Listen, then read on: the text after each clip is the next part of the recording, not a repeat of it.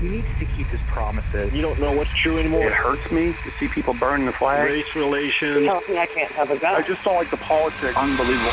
It's what you've been waiting for all day. America Now. Buck Sexton with America Now. Join the conversation. Call Buck toll-free at 844-900-BUCK. That's 844-900-2825. Sharp mind, strong voice. Buck Sexton. Oh my, it is a great day to be in the radio business, my friends. Some days you walk into the studio, Team Buck, and you just have to smile a bit to yourself because we've got so much to talk about today and a lot that I'm looking forward to discussing with you.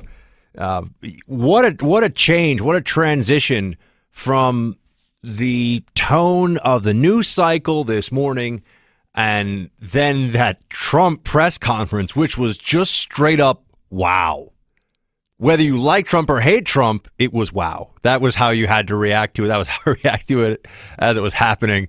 I think I tweeted that, and then I heard that Wolf Blitzer also just said, wow, like that, which is a perfect way of getting to it. Buck Sexton, of course, here with America Now, 844-900-2825, 844-900-2825. What did you think of that Trump presser? I want to hear it because I really thoroughly enjoyed it.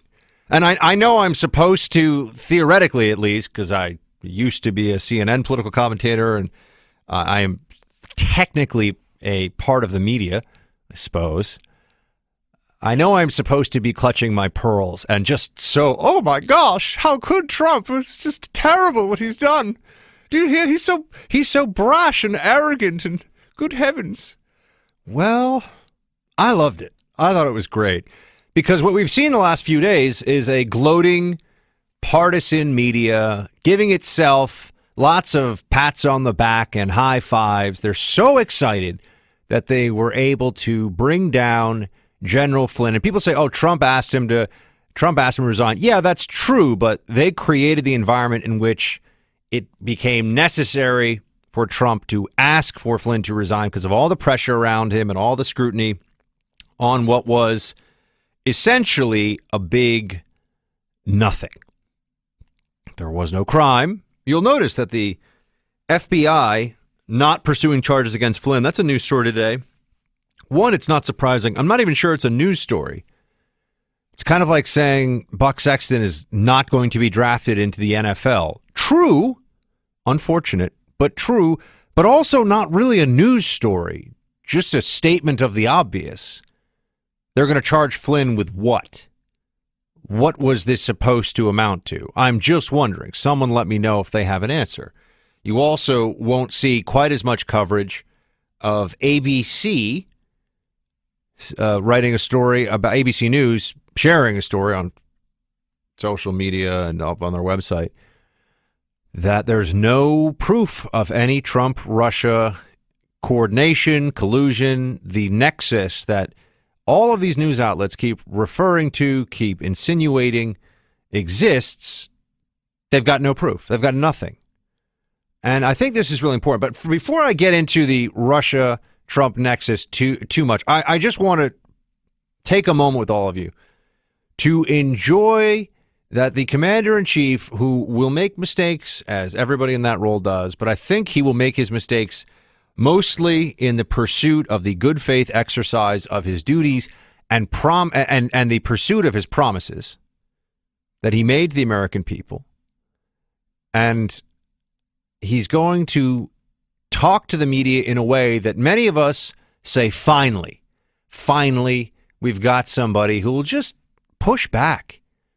This notion that it should be considered normal that 90% of the media, 90% of journalists, 90% of those who get paid money to disseminate information publicly about current events in this country are Democrats, are Hillary supporters, are Obama voters, are go down the line. Why do we have to take that as normal? We don't have to accept the media as it is. People keep talking about how Trump is bringing about a political revolution. Well, he's also bringing about a media revolution. and it's one that I think we should largely welcome. You saw the reactions, and they were gobsmacked. I've never seen anything like this. They were completely thrown off balance. It was amazing. We've got a few of the best moments here. I got to let you hear it. Play Trump at the presser, please. The press has become so dishonest that if we don't talk about it, we are doing a tremendous disservice to the American people. Tremendous disservice. We have to talk about it to find out what's going on, because the press honestly is out of control. The level of dishonesty is out of control. The tone, Jim, if you look, the hatred, sometimes somebody gets, well, you look at your show that goes on at 10 o'clock in the evening. He's referring to Don Lemon show. You just take a look at that show. I'm actually having a very good time, okay? Tomorrow they will say, Donald Trump rants and raves at the press. I'm not ranting and raving. I'm just telling you, you're dishonest people. So you're not aware of any context during the course of the election? How many times do I have to answer this question? Can you just say Russia yes or no is a ruse. Yeah, I know you have to get up and ask a question so important. Russia is a ruse. I have nothing to do with Russia. Am I going to include? Are you going to include the Congressional Black Caucus and the Congressional Hispanic Well, I would. Caucus, I tell you what. Do you want to set up the meeting? Do you want to set up the meeting? No. Are they friends of yours? I'm just a reporter. No, set up the meeting. I know some of them, but I'm sure Let's go set up a meeting. I would love to meet with the Black Caucus. I think it's great. The Congressional Black Caucus. I think it's great. I thought it was, speaking of it's great, I thought the presser was great. I really enjoyed it. I like that the president gets up there, speaks off the cuff. He also addressed so much of what's been dominating the news for the last few days about General Flynn and these leaks and more of these Russia accusations. I mean, the obsession the left has with Russia. The birther movement when Obama was in office was always fringe and small. And the Russia Kremlin controls Trump movement is not fringe and small. It is mainstream. This is the story. They provide no actual evidence of this. You can see the ABC News story for yourself. There's no actual evidence of it, but they want to come up with some way of alluding to it, making a general observation in the direction of, well, we think Russia's controlling it. And Trump just took the media to task for that. I think he is honestly sick of it. I'm sick of it. The moment that they can show me something that makes me think that Donald Trump would not have his country's interests at heart, that he would sell out his country for Russia, I'll be one of the first ones that you can possibly hear, or I'll be standing on the front line of, well, we've got to do something about this. Maybe it's time for Trump to step down and we need a Pence presidency. I don't know. But I've seen nothing like that. And let's be very clear, all of us right now, the media is trying to convince the American public that Donald Trump is a traitor. That's what they're saying. This is how ugly and nasty it's gotten. They're not suggesting that he had some ethically compromising moments with the Russians a few years ago, or that he has some business dealings there that might... No, they keep walking right up to the line of he will sell out his country for Russia. There are all these stories about the Russia ties, the Russia connections. Russia gave Trump the election. Russia, the Kremlin and Putin, and this nexus of authoritarianism that Trump has jumped into. They say this, they write this, they talk about it.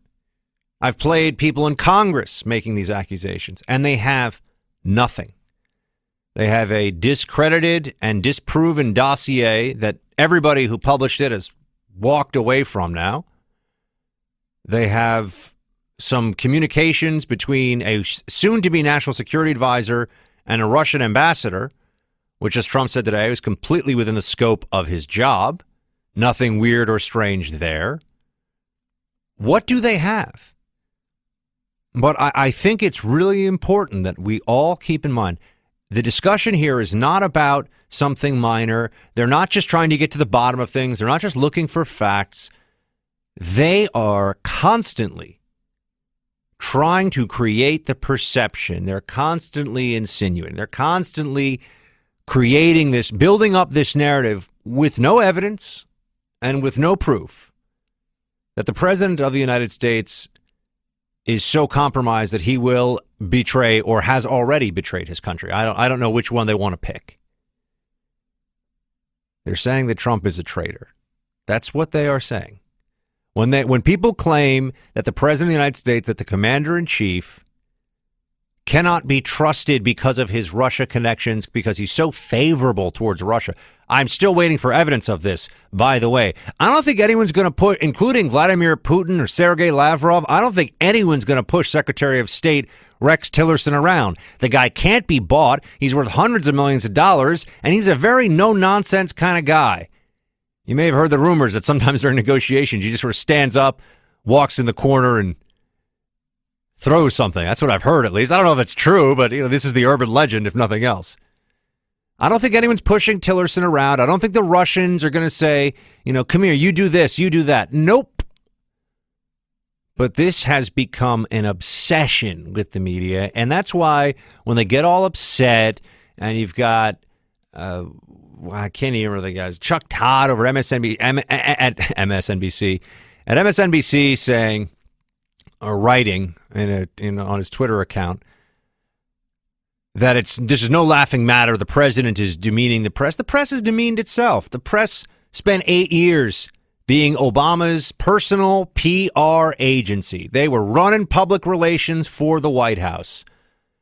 And that's why so much of this just doesn't stick with a lot of Americans. We just don't care. Oh, he said this and this was not true. Oh, he said this is not true.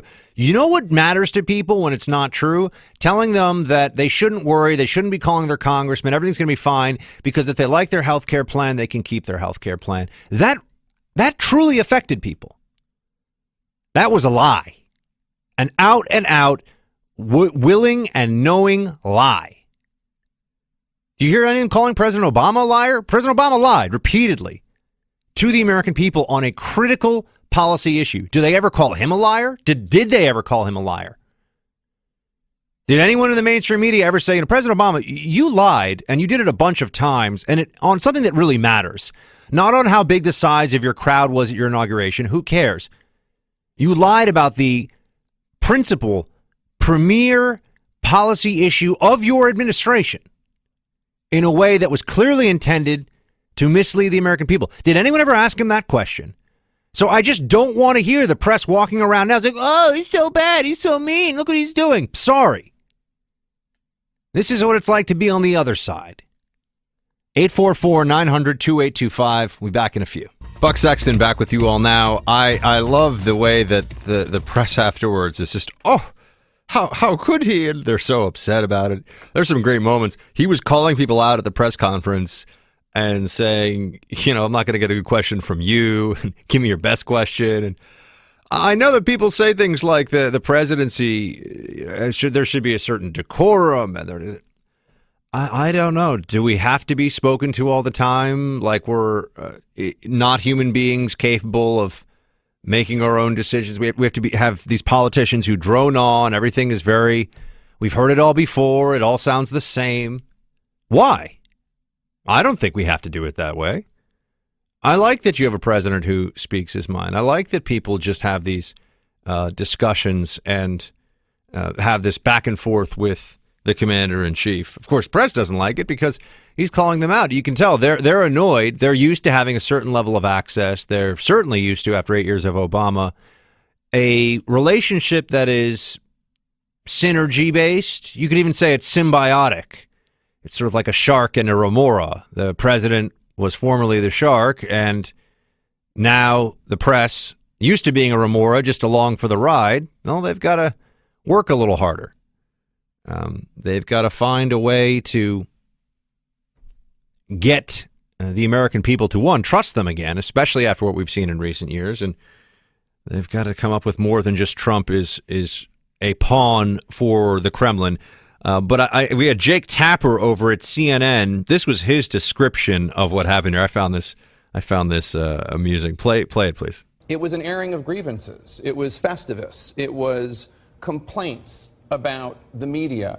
At one point, he said the leaks were real, but the news is fake, which doesn't make any sense whatsoever.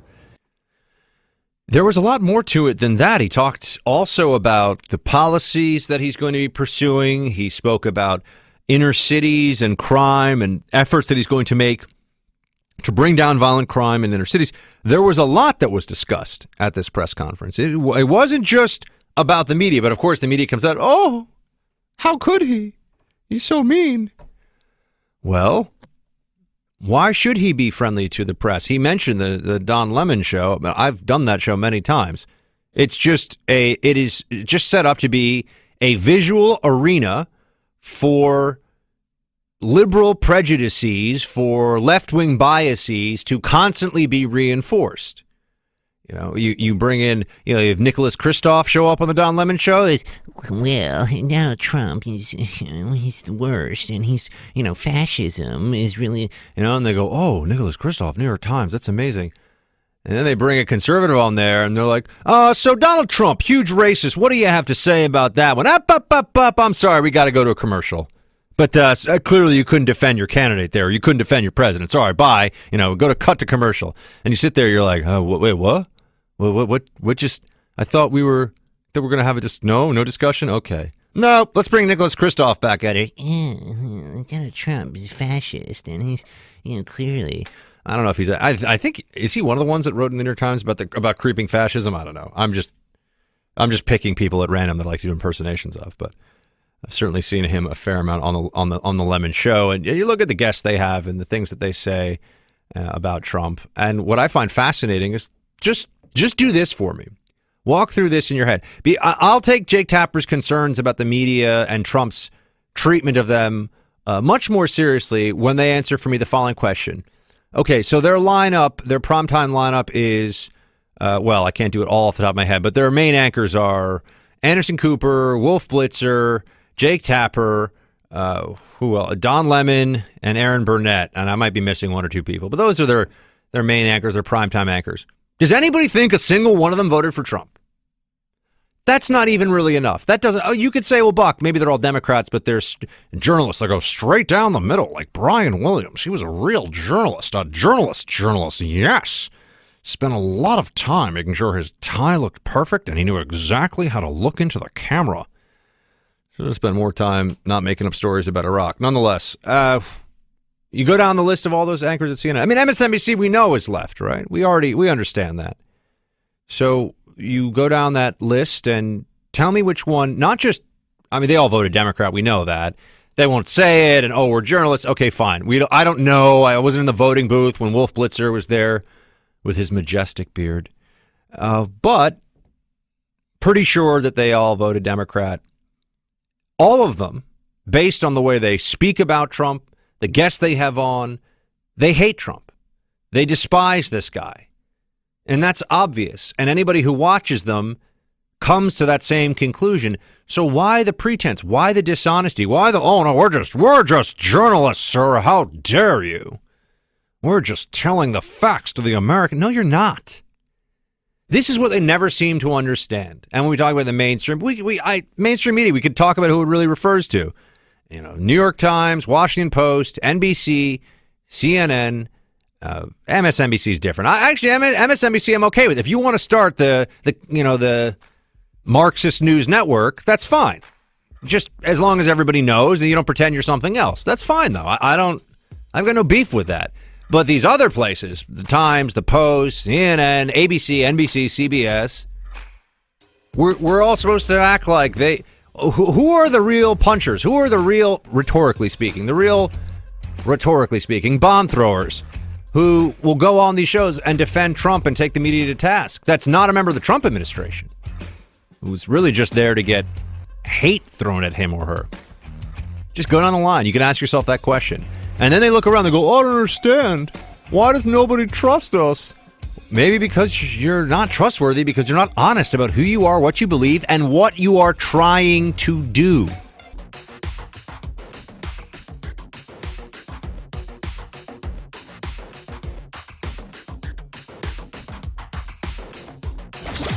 Buck Sexton with America Now, where there's always something to talk about, where you can trade opinions with Buck. Not sure you'll win, though. Just call 844-900-BUCK. That's 844-900-2826. 2825. All right, Buck, you're on.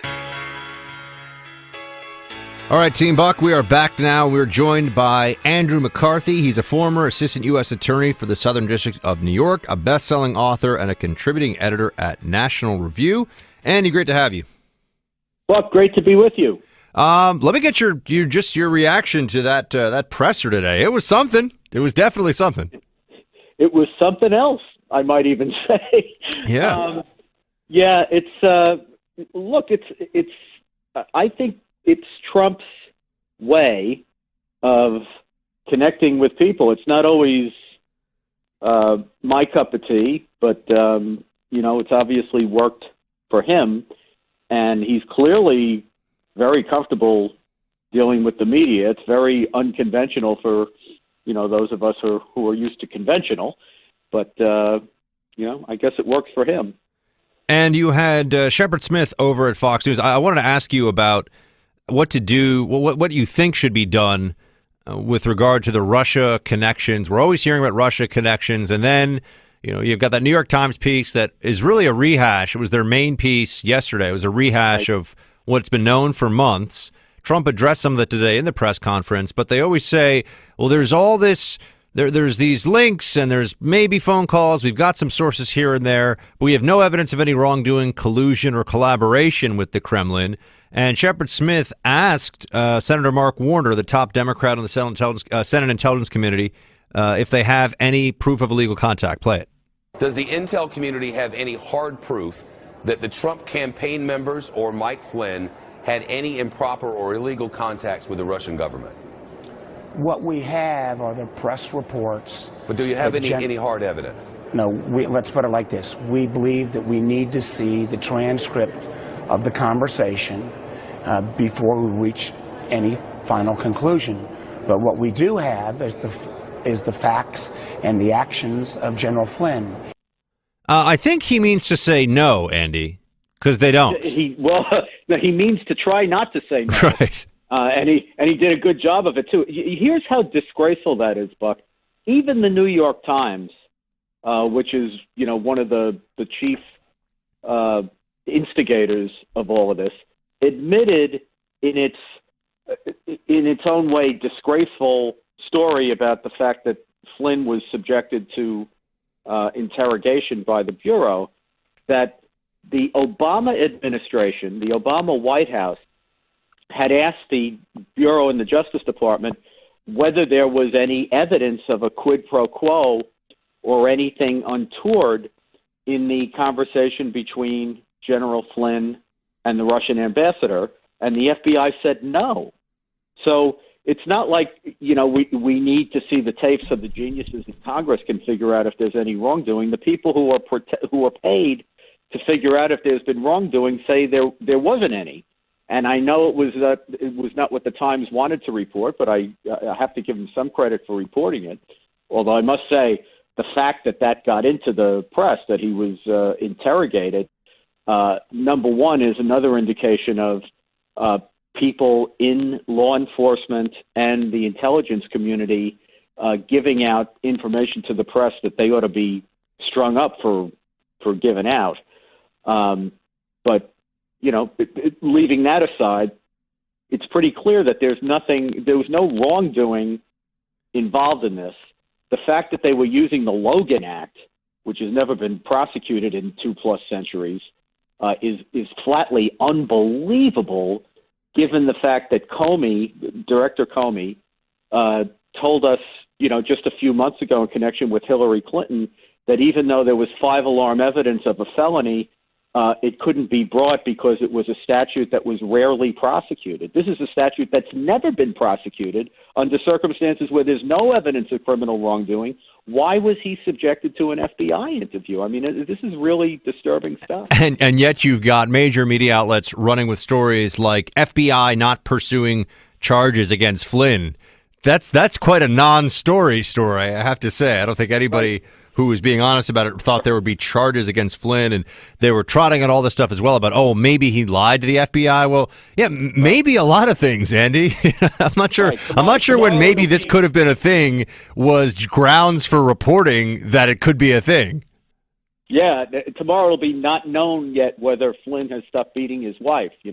Yeah, well, you see so much of that, and I think that that's why I'm willing to give Trump a lot of leeway with the tone he takes at these press conferences with the media, because they never learn their lesson. They absolutely hate this guy. But I wanted to one more thing before we move on, Andy. I think it's important that we all start saying what the implication of much of the reporting from the Times and others that are going with this, as Trump calls it, the Russia ruse, but are going with this Russia story. What they're saying is that the president is compromised and that they think that he would betray his country on behalf of Russia. That is what they are saying. I mean, that's what all of this is really about. Yes, in fact, I'm glad you bring that up, because I'm writing about General Flynn again for my weekend column, and I want people to understand exactly the point you've just made. There's a variety of different authorities that a person can be investigated under, assuming that he's done something to trigger the need for an investigation. And as you know, Buck, the FBI on the national security side of the house, not the criminal investigative side of the house, gets a lot of slack because part of the mission is intelligence collection, which is a little more amorphous than investigating a crime where you have to have probable cause of a particular kind of transaction. But all that said, if you're targeting somebody for this kind of investigation, you are saying you think you have probable cause that they are agents of a foreign power. And I must say that my jaw dropped when I first read that after they decided not to do a criminal investigation last year during the presidential campaign on the basis of some server that was in Trump Tower that they were worried about connections with a Russian bank. Instead of dropping the whole thing, the Justice Department and the FBI went to the FISA court to try to get authority to investigate Trump and some of his associates under that authority, which is really quite stunning, not just on its face, but given the fact that everybody was hysterical over Trump suggesting that he'd have a special prosecutor investigate Hillary Clinton, and everybody went crazy and was all indignant. Well, now we know the Obama administration was actually investigating Trump. It's stunning. This whole story, the whole Russia ruse lies on top of a foundation of Donald Trump is so either compromised by or in love with Putin and Russia that he would collude with them to undermine democracy here and sell out his country.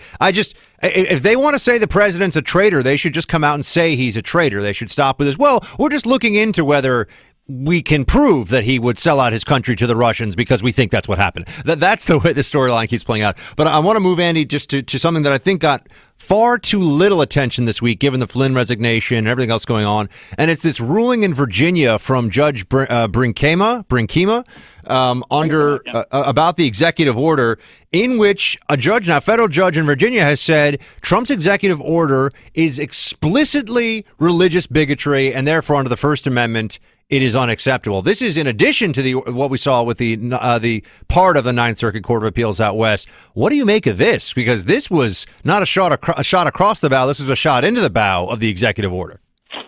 Yeah, well, I think it's a silly ruling and a silly opinion.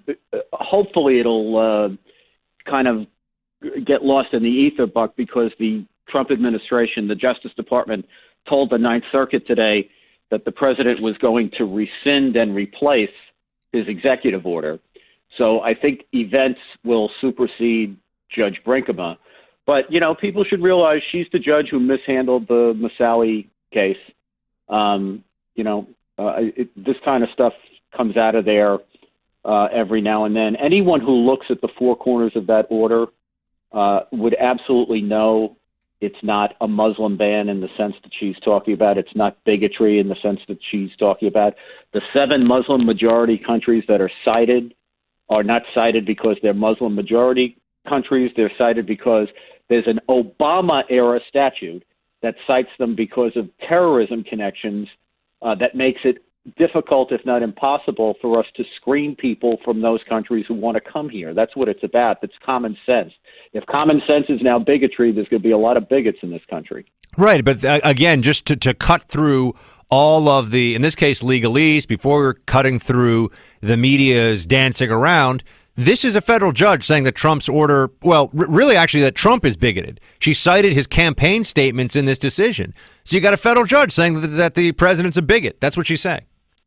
Yeah, and it's really stunning in this sense, Buck. The law tells us, and our constitutional traditions tell us, that in the absence of explicit indication that one of the branches of government is doing something wrong, illegal, immoral, what have you, each branch is supposed to respect the other branch and give it the benefit of the doubt.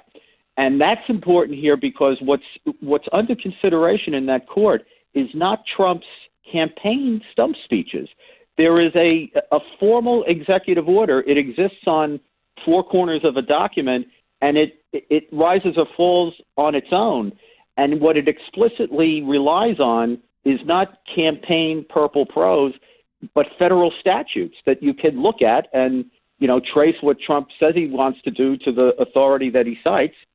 And clearly it's permissible.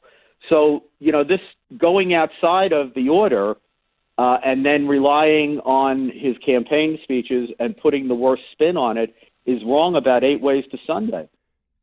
From what I read in Brinkema, how do we say it, Andy? I'm sorry. Brinkema. Brinkema, there we go. Brinkema, Judge Brinkema's ruling here, she could say that if Trump wants to enforce existing immigration law, that's not okay because Trump is a bigot who doesn't like Mexican people, and then that she could overturn his immigration orders based on that. Because if it's just based on what you think Trump thinks about people, not the law, as you say, well, then you can just make it up as you go along, can't you? Yeah, well, what if we started to take the position, Buck, that we don't have to follow Judge Brinkema's rulings because she says a lot of dumb things and she gets reversed from time to time.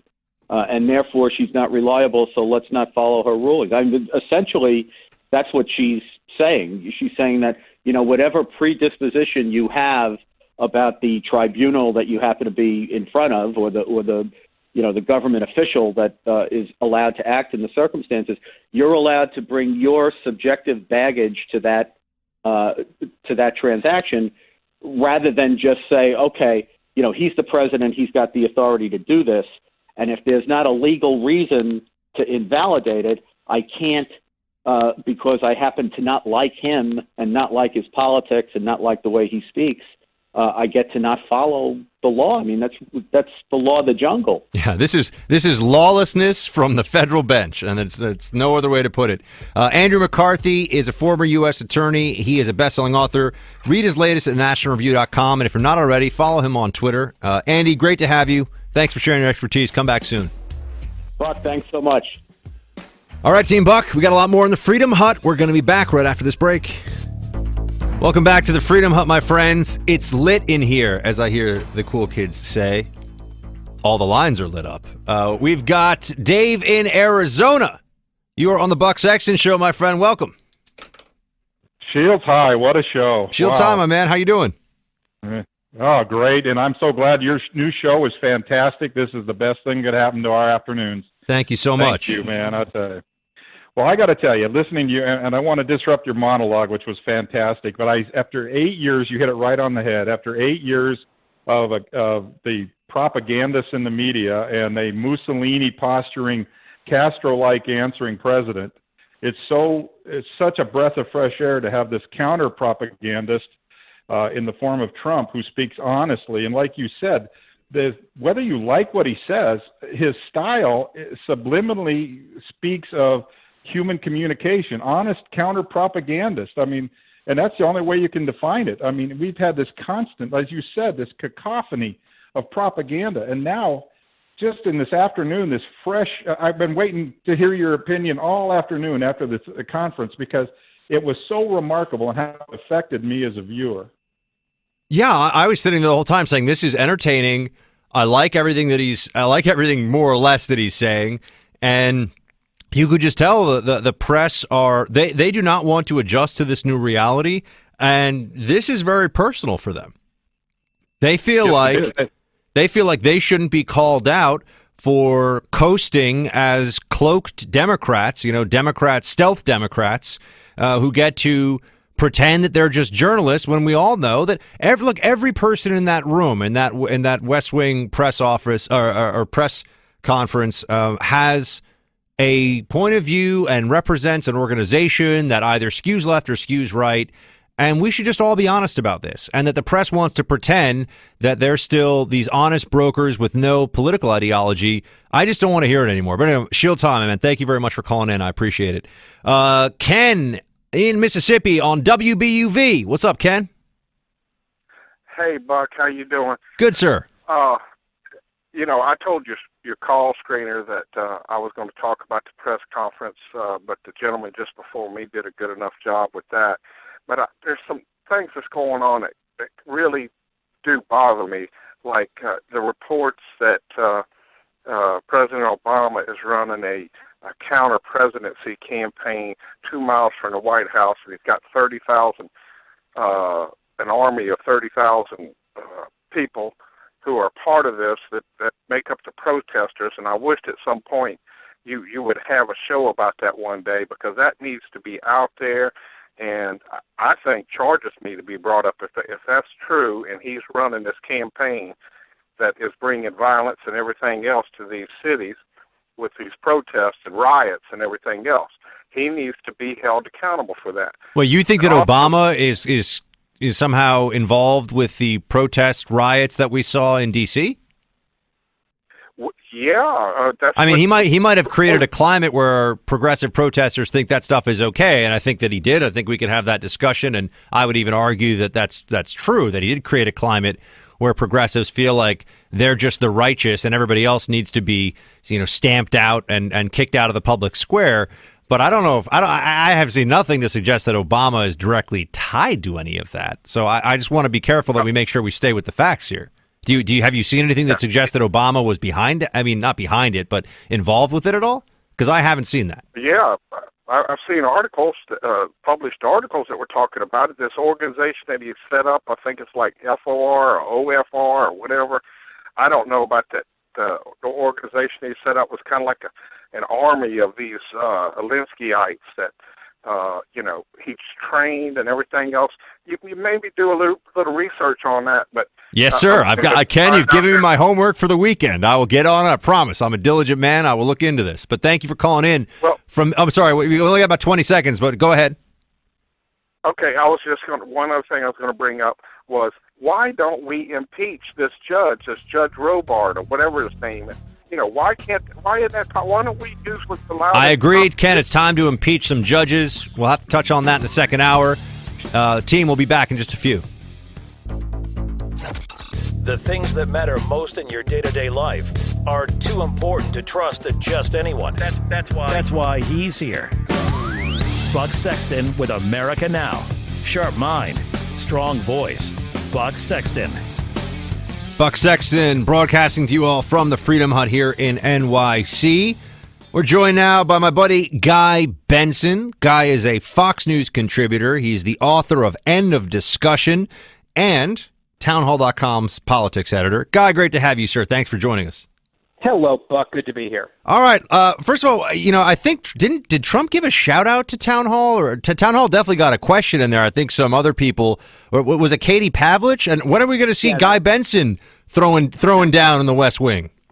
Well, that was yesterday during the joint session with Benjamin Netanyahu. My colleague Katie Pavlich, who is sort of a de facto member of the White House press corps now, she's sort of pulling double duty for us. She was there, and she was called upon by the president to ask a question. She asked a very good question of Trump, a very good one of Netanyahu, and there was a lot of meltdown yesterday from the press saying Trump's only picking on friendly sources and conservative sources, and he's not taking real questions from real journalists. And it was, look, I agree that picking 3 of 3 arguably right-leaning outlets and shutting everyone else out could be objectionable. No one ended up asking about the Russian news of the day yesterday. The media was furious about that. But Katie can never be confused with a hardcore Trump supporter. She contributed to the famous National Review Never Trump edition. And the questions that she asked were on point, journalistic, relevant, and good. So it was a silly freak out at her and town hall, but it caught the attention of the president. The White House decided, let's do a press conference today, which they did, and it was a doozy.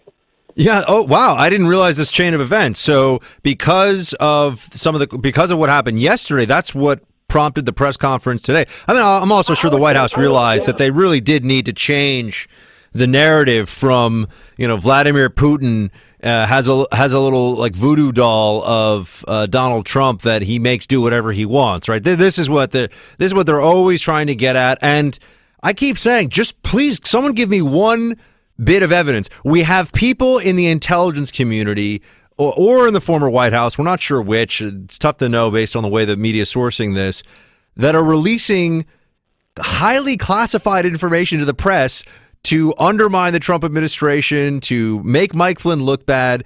I would think that given that people with that kind of access are willing to break the law and commit a felony to hurt the administration, if there was some really juicy stuff out there, there'd be something that they could have that's better than what they've already released.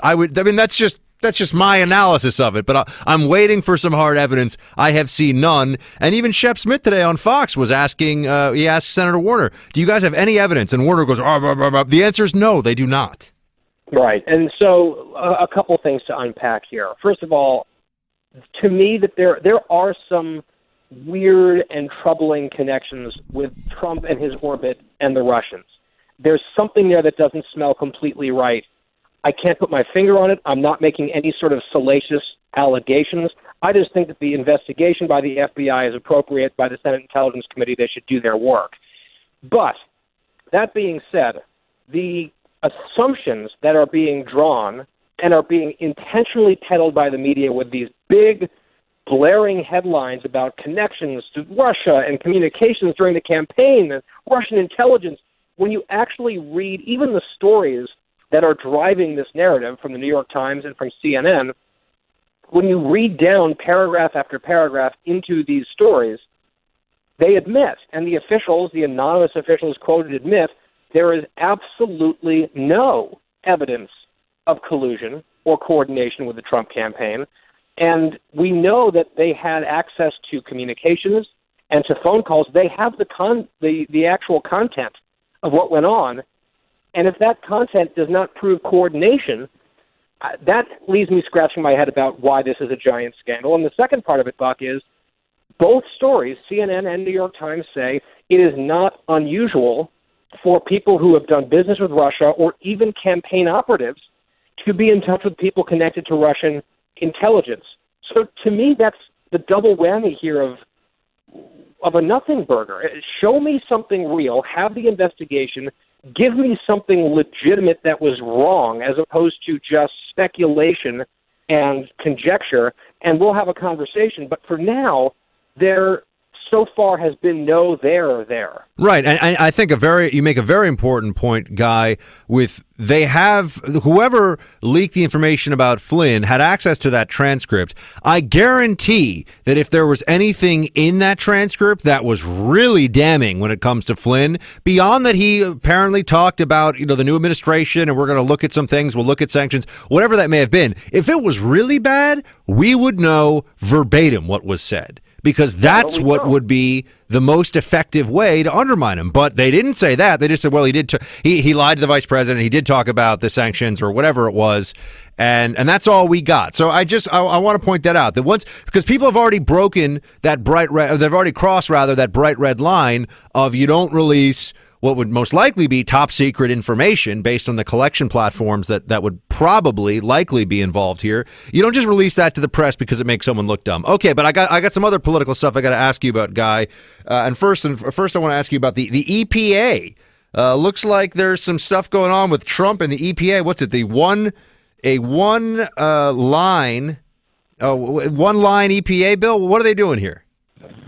I have not paid much attention to that. All I know, my focus on the EPA has been on the confirmation battle over Scott Pruitt, who is, I think you could argue, a state attorney general from a state that is very hostile to at least the Obama administration's EPA. And now it looks like he is probably good to go in terms of confirmation. There have been at least 2 Democrats who have come out. I think Joe Manchin and Heidi Heitkamp, their offices have announced that they will be voting in favor of Scott Pruitt and his nomination. There, even if there's a defection or two from, a Susan Collins or something like that on the Republican side, you're going to have a very, very different man in charge of the EPA. And, I've spoken, Buck, to a couple of my buddies on Capitol Hill, Republicans, who one of the things that really stuck in their craw about the Obama administration is how intensely politicized the Obama energy and EPA departments were.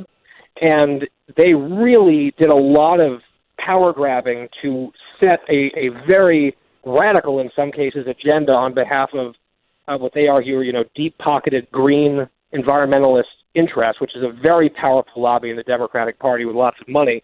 And I think what we're seeing from Trump at energy and especially at EPA, he's saying, all right, if you want to get really political with these positions and put sort of ideological warriors in those spots, we're going to do the same thing. So hello, Rick Perry and Scott Pruitt. How do you like them apples? And, both are going to be ensconced. By the way, what I was trying to bring up with you, Guy, and I just saw it myself, and of course, when I was trying to pull it up so I could read you the quote, my computer froze. That's, a day in the life of Buck in the Freedom Hut. Well, but it might be the Russians, Buck. I know. It's either the Russians or Soros. It's one or the other. But a Republican, this is from the Daily Caller's site, a Republican-backed legislation to eliminate the Environmental Protection Agency is one of the shortest bills Congress has dealt with in a while. Quote, the EPA shall terminate on December 31st, 2018 is all the bill says. Florida Representative Matt Gaetz he introduced the bill earlier. So I guess that's a way of saying, well, we're really gonna take it to the EPA. We're gonna get rid of the EPA. But also we've got Harvard turning down, and this is just breaking now. So everybody, we got breaking news for you. And Guy, I know we got you on the phone here, so you might not have had a chance to see it yourself, but I'm sure you've been following the follow-up to what do they do now with the NSA Flynn resigning. Right. Harvard was the top pick. Thank heavens it wasn't Petraeus. That is a terrible idea. I can't even believe they're thinking about it personally. But anyway, Harvard has said no. And you know what? I don't blame the guy. I can understand why he would say no. What say you? First of all, going back to your previous point, it would be ironic and conceivable and plausible that the actual new head of the EPA may support the bill to eliminate the EPA. But that's awesome. In terms of Harwood, the national security advisor, I mean, I don't know this guy's politics. He seems like, from what I've briefly read, like a very strong character with a wonderful record. So I have no idea what's motivating him. But if you are looking at what's happening within Trump's national security apparatus right now and the turmoil there, despite what the president said today, that everything is a finely tuned machine, you look at that and you might think to yourself, whatever job I've got right now might be just fine. And I don't want to step into that situation given the upheaval. And, that may be the calculation that he made, and then be back to the drawing board for Trump and his advisors. Yeah, look what they've done to Betsy DeVos, who, look, no one's perfect, and people point out to me she's too supportive of Common Core for their taste. She is a woman who doesn't have to do anything and decided for the last few decades of her life that she was going to try to help with school choice. And they turned her into a laughing stock, and with the whole gun and bear thing, and they've obviously now also been able to run Puzder out of town, and I can just understand why Harvard would say, you know what, I just don't need this. But it's a shame. It's a shame when good people don't want to serve their country because they just don't want their reputations completely destroyed, their families humiliated, and just so, Chuck Schumer and some of the Democrats can feel like they're pounding their chests and being good opposition.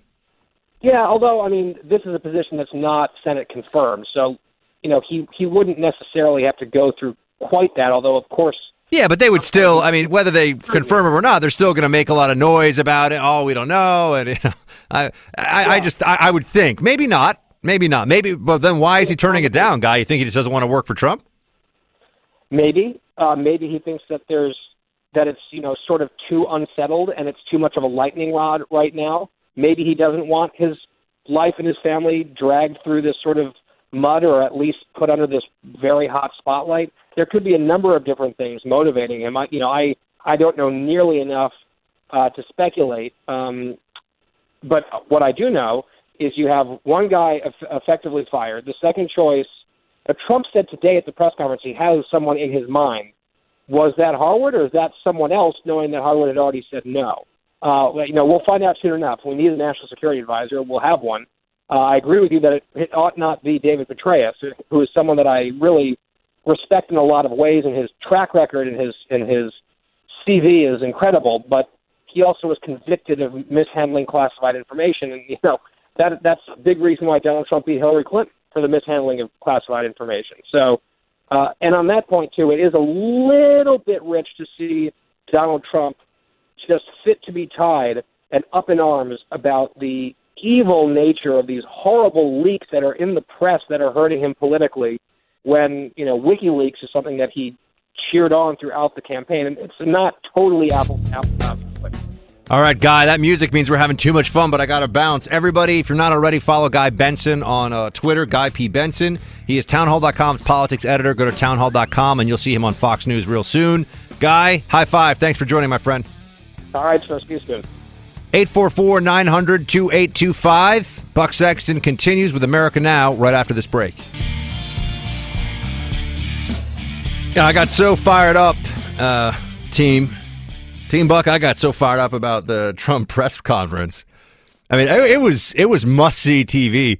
I was watching it, and then I went over, I did some Fox today, and in fact, those of you who can, but obviously you should set your DVR for 8 o'clock on Fox Business, because I'm joining Kennedy at Fox News at around 8:10 Eastern. But set your DVR, because you're listening to the radio at 8 Eastern, obviously.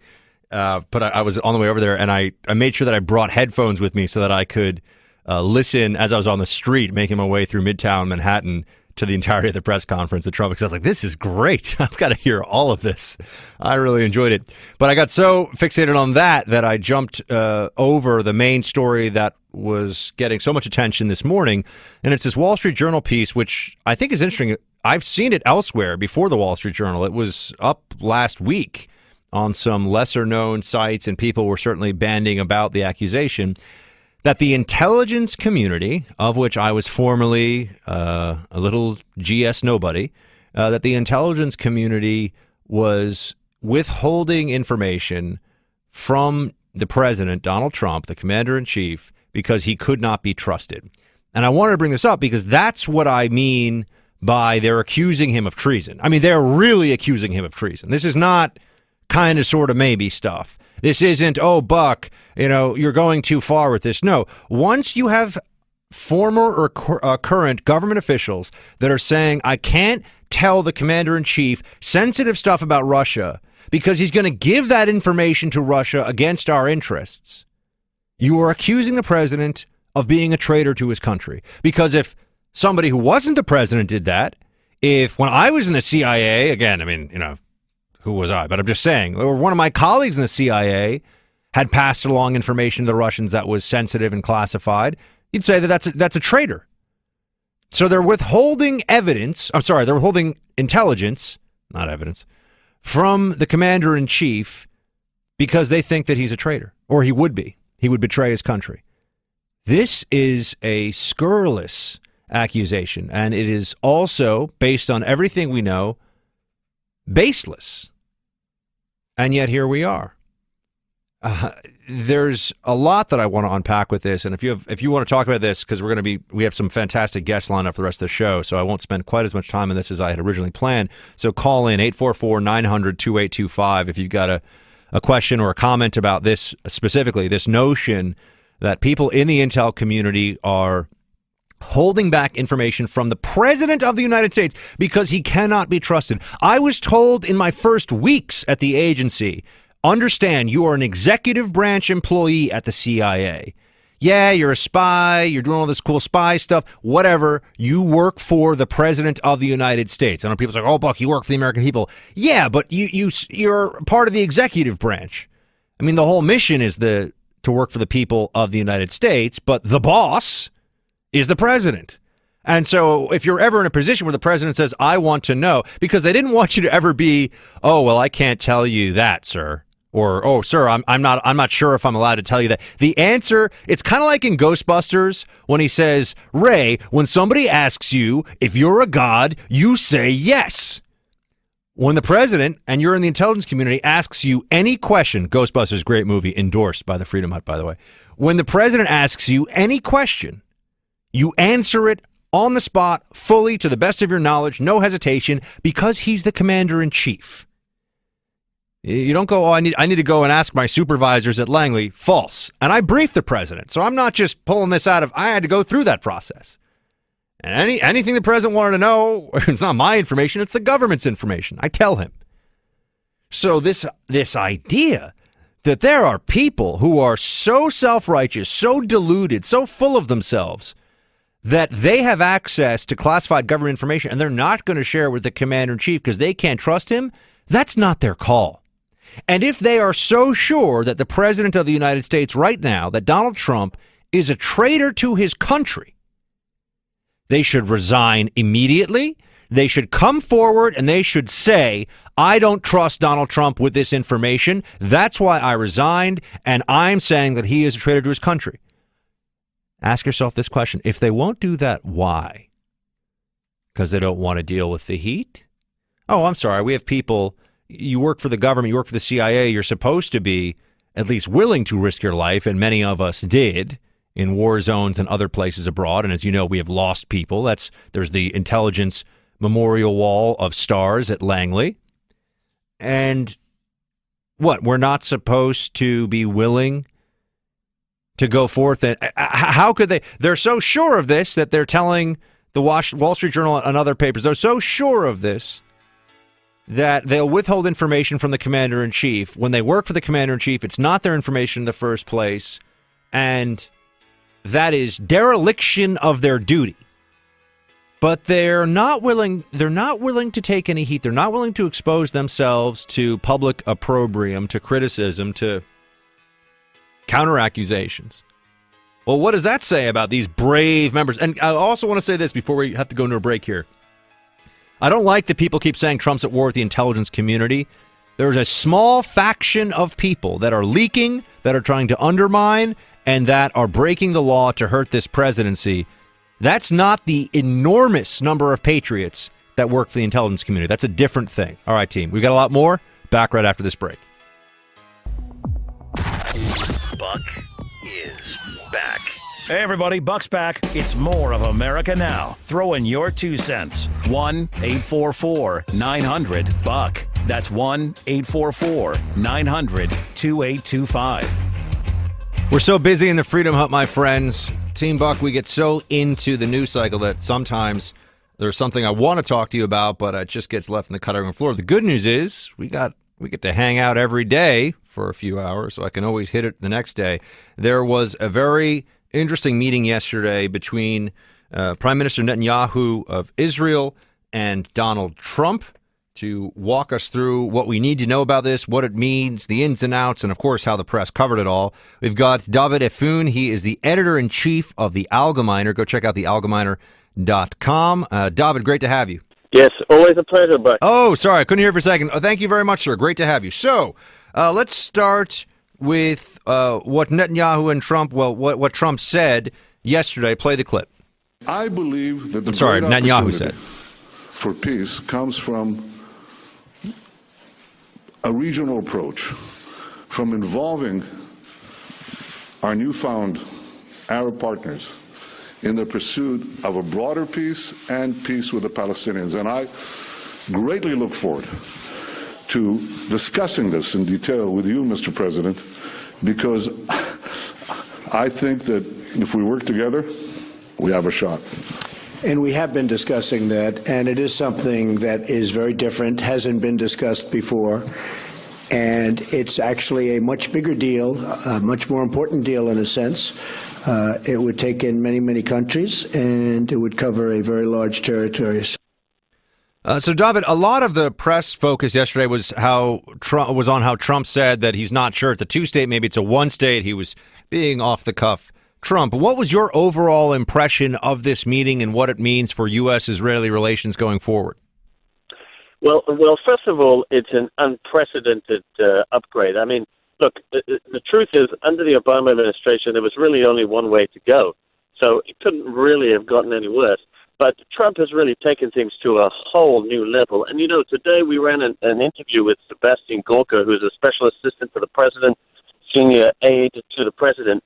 And one of the things he said the unofficial policy of the new administration is similar to that of the Marines.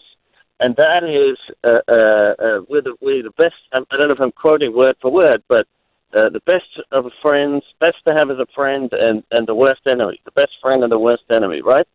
And he said, Israel is a friend, and we're going to treat them like the best friend, and there are others, Iran and others, who are enemies, and that's how they're going to be treated. And that's the strongest departure from the previous administration in terms of foreign policy, and the meeting with Israel really highlighted that in a significant way. In terms of the major policy changes, I think there are two things that are monumental. The first one is that this administration is not putting its finger on the scale. They're not predetermining the outcome.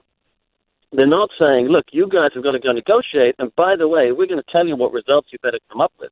They're saying, listen, we want to get you guys to the table. We're open to any ideas of what might work as long as the two of you agree.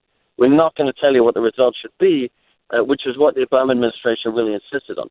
The second thing, and I would say it's the biggest news that everybody's completely ignored, and possibly this was actually the Prime Minister's biggest intention in coming here to get this from President Trump.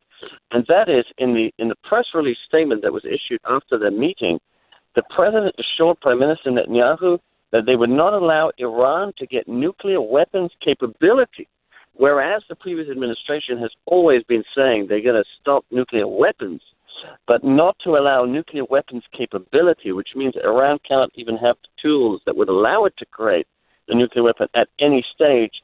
That could lead to very significant policy shifts. What did you think of so many members of the press reporting on as the first and most important item of the whole meeting, the Trump statement about a two-state or a one-state solution? Should we think of that as so anathema? Do we have to go into this with the previous policy frameworks in place? How do you think that would play out? I don't think it's actually the biggest deal. I mean, it's certainly a massive contrast to Obama, but the truth is the outline here was really Obama.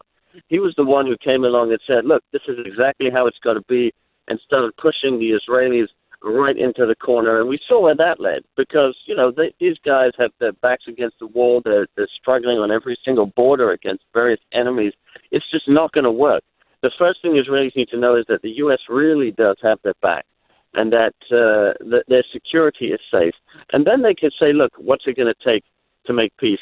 I think the president's approach is the right approach, and that is to say, listen, you guys, it's your future. You guys are at the negotiating table. You guys talk about it. I'm not going to come here and tell you what the outcome should be. And I think it's the right approach. I think historically it's been an approach that has worked better. And I think we're going to see very different progress here than under the Obama. And of course, the media also seized on Trump's comment about settlements. We actually have some audio on that. Play it. As far as settlements, I'd like to see you hold back on settlements for a little bit. We'll work something out, but I would like to see a deal be made. I think a deal will be made. Bibi and I have known each other a long time. A smart man, great negotiator. And I think we're going to make a deal. It might be a bigger and better deal than people in this room even understand. That's a possibility. So let's see what we do. Let's try it. Doesn't sound too optimistic, but that's he's a good negotiator. That's the art of the deal. I also want to thank... There's obviously a warmth between these two that I think was visible, and that was lacking in the interactions between Prime Minister Netanyahu and Obama, in particularly the latter part of his presidency. But does that give this president more leeway to be a helpful partner for what will really be a deal that the U.S. is perhaps a player in some respect, but isn't the one that's actually going to have to live with the consequences? Yes, well, I think that's something that he showed that he really understands. I mean, look, his position on the settlements in terms of mentioning it and saying that it wasn't advisable, I think that's kind of been a position of presidents for a long time. But the big difference is that Obama really turned that into not just the central cornerstone of his Middle East policy, of his Israel-Palestinian policy. It was also the cornerstone of his entire Middle East policy, and at certain periods it seemed to be the cornerstone of his entire foreign policy. I mean, there was an unbelievable obsession over this issue in terms of grandstanding and statements and obviously the UN Security Council resolution that we just saw. So there's certainly a departure from that. I mean, this is not the central issue. There's a whole bunch of other things that need to be addressed. Of course, the president is saying, look, it's not advisable, but he's certainly not coming down with a sledgehammer the way that Obama did. What should be the first steps? If I could get you, and you're probably already a few steps ahead of me here, I'm sure you could reach out to the White House yourself and set this up. But just because, we're hanging in the Freedom Hut here together, if I could get you a sit down with Trump and his top national security and diplomatic personnel, and they were saying, okay, give me the next 12 months, not the next 4 years, just the next 12 months on what needs to be done to get Israeli-Palestinian negotiations moving in the right direction and get this thing moving at all, because as we know, under the Obama administration, they couldn't even get to first base. So how do they avoid that? Well, I think the first thing, and this is something that we saw the beginning of today in the Senate hearing with the new ambassador to Israel, David Freeman, and that is that it's going to be very difficult to make any progress under the existing leadership, the leadership of Mahmoud Abbas. I mean, first of all, his leadership is totally illegitimate. I mean, he's overstayed his term by quite a number of years. And second of all, he represents an old, entrenched, ideologically motivated old guard. What we need here is somebody that represents the young people, the people who are only are looking, their highest priority is to create a better future for their children. It's economic, it's more safety, it's more security. They're not guided by the radical ideology that we've seen driving so much of Palestinian society for so many years. So I think either Abbas himself, I mean, he's already lining up a succession plan.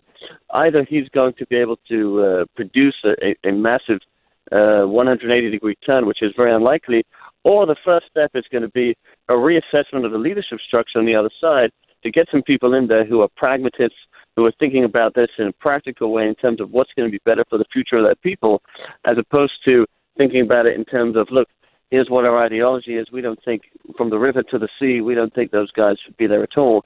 And we're going to fight tooth and nail until we get them out of there.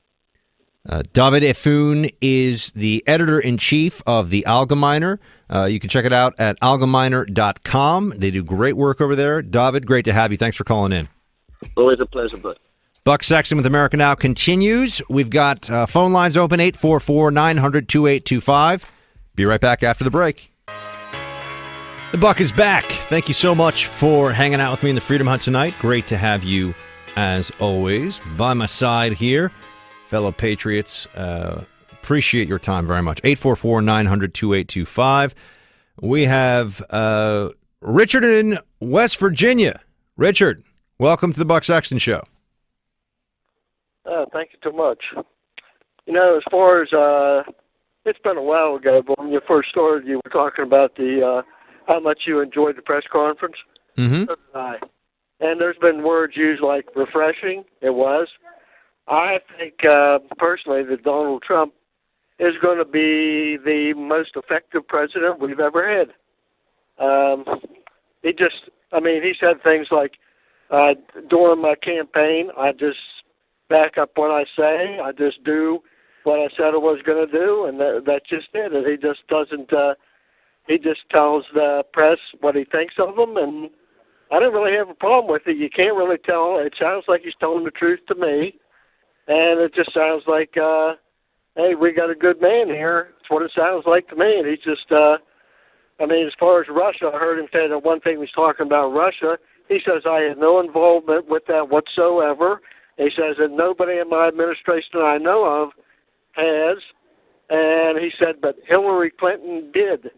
Saying all kind of good stuff like that. I mean, he's just convincing to me. So, Look, I thought he, as the folks said, I thought he crushed it. I thought he did a great job of the press conference, and I don't know why the press thinks that acting like this is so uncouth and so barbarous and terrible, and the more they do that, the more it makes a lot of people like myself, and I don't want to speak for you, Richard, but it sounds like you might agree with me here, that, Trump needs to give some of these folks in the press a talking to. He needs to lay down the law a little bit, because they've just been getting away with nonsense for far too long. That's exactly right. I've heard others. That's what he'd say. He's just completely different, and I just don't have a problem. He just sounds like he means everything that he says, and hip, hip, hooray for Donald Trump. That's the way I look at it. I just think, I'm sort of repeating myself, but I think he's going to be the most effective president we've ever had. All right, Rich. Shield time, my man. West Virginia, appreciate you calling in. Let's take Joey in Georgia. Joey, how are you listening to the show? Hey, Buck, how you doing, buddy? Hey, first off, man, I just want to tell you, welcome to my radio. I have been listening to you for the last few years, filling in for other hosts. Welcome to your own show, my friend. Thank you so much. What station you on? I'm on 107.3 out of Statesboro, Georgia. All right. Fantastic. So what's on your mind? Well, just actually earlier tonight, what we were talking about, I thought Trump's press conference today was brilliant. That was absolutely. I obviously agree with you. Yeah, we have been waiting on somebody on our side to stand up and do what he did today. He called them out. He said, "Hey, can you arrange that meeting? I'd love to take that meeting. If you could make that happen, let's do it." I thought that was fantastic. Well, here's a perfect example, Joey, is that yesterday we had Guy Benson all from Town Hall. Guy's a friend of mine, and he's an excellent. I love Guy. I love Guy. Yeah, Guy's an excellent journalist and a really nice guy. Not to repeat his name, but a really nice dude. Yeah. And he's Town Hall. Katie Pavlich, also a really nice person and very good at her job. She asked a question. I also love Katie. I've watched. I know I just reminded myself we're gonna ask Katie on the show soon. Producer Amy, let's get Katie on next week if she has time to call in. But they ask questions. The questions are good questions, but because the press didn't have people asking antagonistic, undermining questions, it's like democracy is dead and the First Amendment's been lit on fire, as though they're not going to get plenty of opportunities to ask questions that are, well, Donald Trump, seeing as you're a bigot and this judge just said you're a bigot and also you're in the pocket of Russia and you're a traitor, a traitor in that you would do anything to help Putin. Okay, so they didn't get to ask that question or those questions for a day. You'd think they could just wait, but no, they pout like little media children. Okay, well, second point. First off, this is the same press that said, "Excuse me, Mr. President, do you wear boxers or briefs?" And that's an old Clinton throwback, right? He was like, "I'll wear whatever. I'll wear whatever. I'll wear whatever the ladies tell me to wear." He really wants to go. That's what I'll wear. But anyway. The second question on that, if you're talking about treason, excuse me, who released the transcripts of this conversation between Flynn and the Russian ambassador? Yeah, it's a felony. The only reason we would have those is because the NSA, and as any government would do, we're listening to what the other politicians are talking about in the other countries. If we had any evidence that Flynn did anything wrong, do you not think it would have been like front Well, that's page? the point, Joey, that I keep hitting. You've already got people using intelligence intercepts of private phone conversations to undermine this administration. If there was some Russia connection, don't you think we'd hear about it? And really, do people think that Trump? Do people think that Trump is so? This is sort of like, and I had a little exchange on Twitter actually before, because I'm doing Facebook and Twitter while I'm on the show here. Somebody saying to me, well, maybe, or CNN wrote something about how they're not going to prosecute Flynn, and I tweeted out, well, what are they going to prosecute him for? And people say, oh, lying to the FBI. What? There's no evidence he lied to the FBI, and Flynn is not an idiot. He would know that's a felony. He's not going to lie to the FBI. If anybody had an issue, it would be our current vice president. He might be the only person he lied to, but other than that, the FBI? What are they going to charge? Yeah, look, lying to your wife, lying to your wife is bad, and you shouldn't do it, and you should be punished by your wife if you do that. Lying to Special Agent so-and-so can get you sent to federal prison. So, you do take a different approach when you're talking to somebody that your freedom is at stake if you lie, than if you're talking to somebody you figure you can smooth it over and, maybe a little white lie, not a big deal, right? So, but they're already running with the story that Flynn maybe lied to the FBI based on nothing. They have no evidence for this whatsoever. Is that like the difference between Martha Stewart and Hillary Clinton? They lied to the FBI.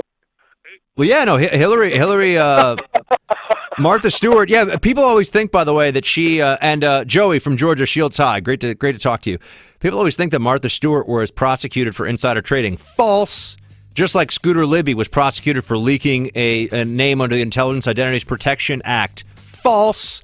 Both of them were prosecuted for lying to the FBI about non-crimes. Keep that in mind.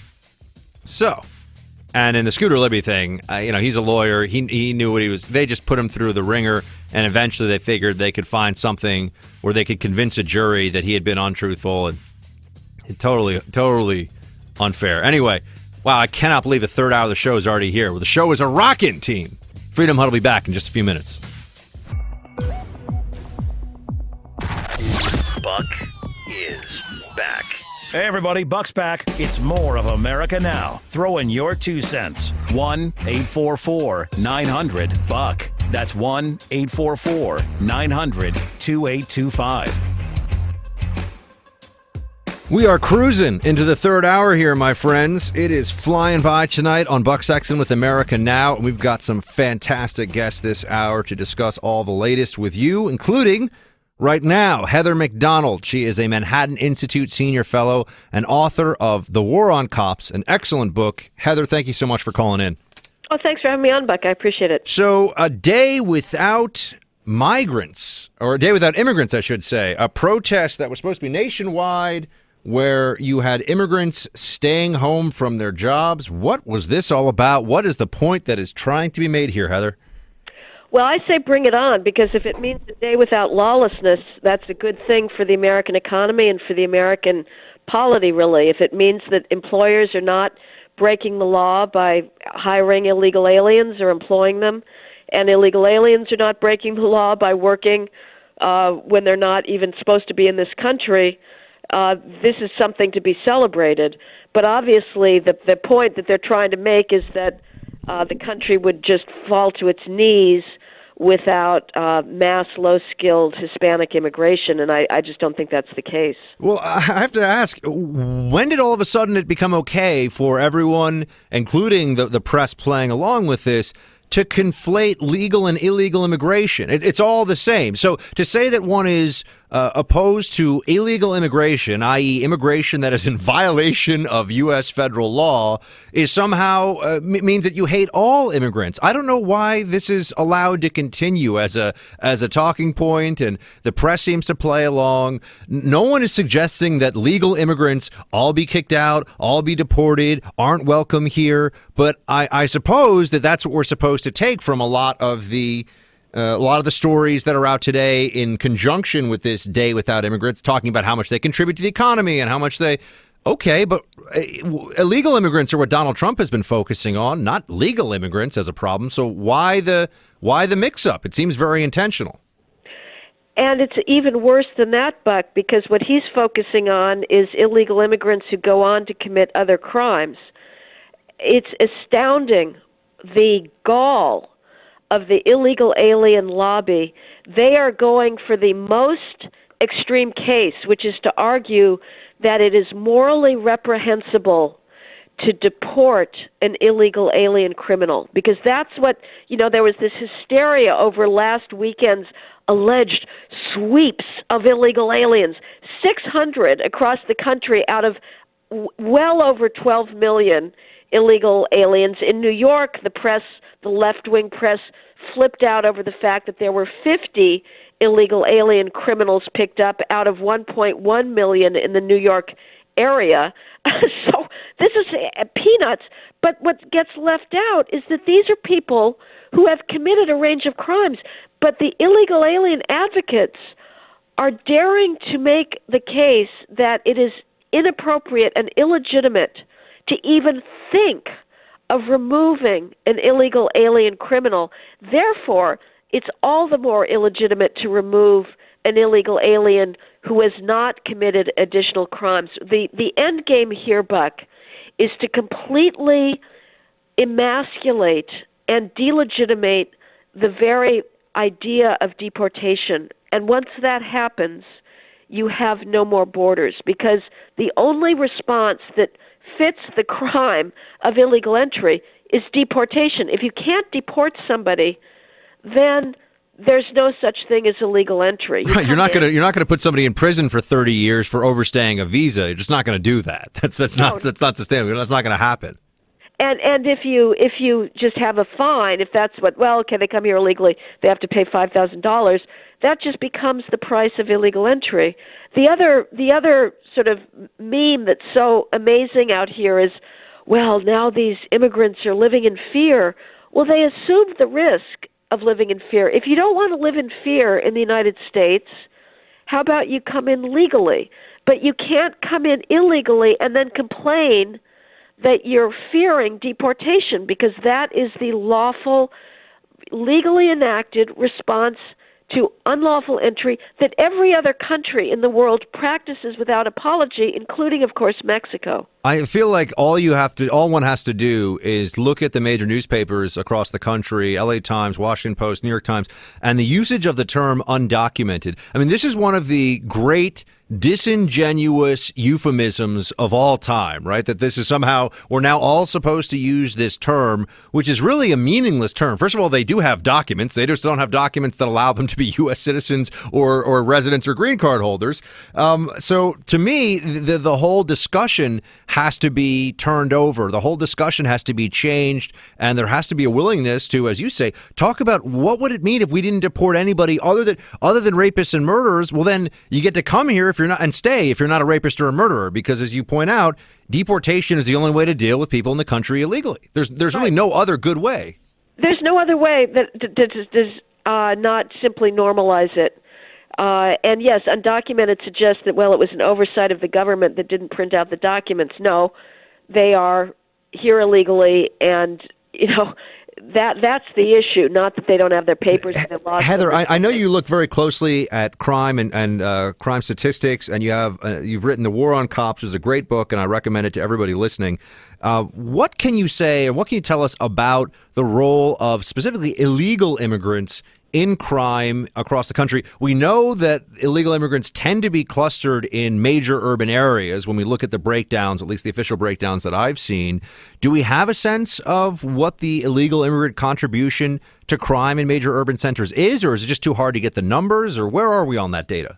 Well, it is hard to get the numbers, and one reason it is that however minuscule the government's efforts to deport illegal alien criminals, there is some degree of that going on. And so that means that they are not going to be present in the prison population to the same extent as if they were here without any kind of deportation. So they get removed in a way that would mask their usual recidivism rates. In places like Los Angeles County, they actually are about 20% of the imprisoned felon population. Frankly, Buck, the effect of low-skilled illegal aliens on a locality's crime rates depends on what the pre-existing population was. And it's sort of a crude way to say it, but if you have illegal alien Guatemalan gangbangers coming into a largely middle-class white area, that area is going to see large increases in gang activity. But on the other hand, what you've seen even in South Central Los Angeles, where they came in and were displacing the black population, that actually stabilized the community because the black population has the highest rates of crime of any group in this country. So it depends on whom they're displacing. And so to talk about averages, you know, you hear the illegal alien lobby saying, well, first-generation immigrants on average have lower rates of crime than Native Americans. Again, if you tease out different ethnic groups, that's not true. They do have lower crime rates than blacks by and large, but they have higher crime rates than whites. And when we look at this problem now and how the Trump administration is approaching illegal immigration, what do you think so far, at least in terms of the rhetoric and the proposed policies, are they getting right? And what should they either push harder on or step back from? Oh, I hope they keep pushing. I mean, there is nothing that is a greater insult to the rule of law than a sanctuary city. It is so ironic that this is something embraced by the left when it is a mirror image of the 60s, you know, segregation at South that was refusing federal authority. For a big city police chief to have the temerity to argue that his community is better off by releasing illegal alien criminals back into the streets rather than handing them over to ICE for deportation, which is what the essence of the sanctuary city issue is about. The press does not convey this. What this is, in its essence, it is about on the rare occasion when ICE decides to get its act together and say, you know what, we really should remove this illegal alien criminal, they go to a local jail official and say, okay, before you let him out for his 2-year sentence for car theft, hold on to him for 48 hours so that we can come and pick him up. Instead, these big city police chiefs are saying, we're not going to comply. Better to have a illegal alien car thief back in our community than have him deported. And that is because of the pressure of demographics. You have places like New York, California, where the demographic change has become so advanced that any type of politics that supports the rule of law when it comes to immigration is really a dead end politically. Heather McDonald is the author of The War on Cops and is a Manhattan Institute senior fellow. Heather, always appreciate when you stop by and share your expertise with us. We appreciate it. Thank you for having me on, Beck. Great to talk to you. All right, 844-900-2825. Buck Sexton with America Now continues rocking.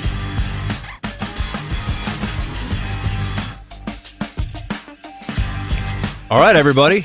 Team Buck, we got a lot of calls coming in. Every line that we have here in the Freedom Hut is lit.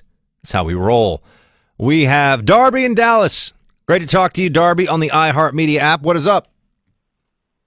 Hey, my friend, good to talk to you. I wanted to tell you first, congratulate you on the new show. You're doing a fantastic job. Thank you so much, Darby. Hey, I called actually to comment about President Trump's press conference today. I thought he knocked it out of the park, and it was exactly what needed to happen.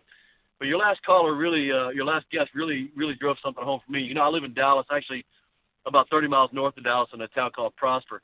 And the day without illegal immigrants affected me absolutely none at all. And I think personally, it's a shame, and I think you're 100% accurate, that the way that the media tries to make immigrants the same as an illegal immigrant is shameful. And I can't believe that they get away with it, but they seem to get away with just about everything else. That's why I was so glad to see Trump do what he did and call him out on it. So I'll you know, Darby, we take in 1 million people. We make 1 million new permanent residents and citizens in total every year in this country, about on average in the last decade or so. 1 million, okay, every year. That's through the legal immigration system. These are green card holders. These are people who become U.S. citizens. So we are taking in a vast number of people through the legal system, the legal immigration system that we have. When you have individuals, thousands of them, tens of thousands, whatever it is across the country, who are staying home from work to point out how integral they are to the economy, it does bring up some other very worthwhile questions that I don't bring this up to sound like I'm being mean or heartless, but much of our immigration system right now is based on, it's a chain migration system, i.e. if one person becomes a legal resident, then they can sponsor their family and their uncles and their cousins. And, then all of a sudden you have more people coming to the front of the line based on that familial tie.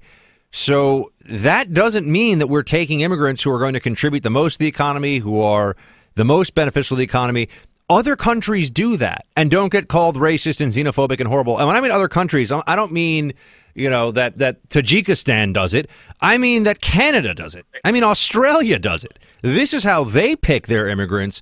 And yet in this country, I think some immigrants have started to believe the rhetoric about how they're doing these jobs Americans won't do. And, they're like the real fabric of this country is immigrant labor. And well, first of all, we're taking in $1 million a year. Second of all, it's not based on who's the most skilled or will contribute the most to the economy. It's based on who has relatives here, first and foremost.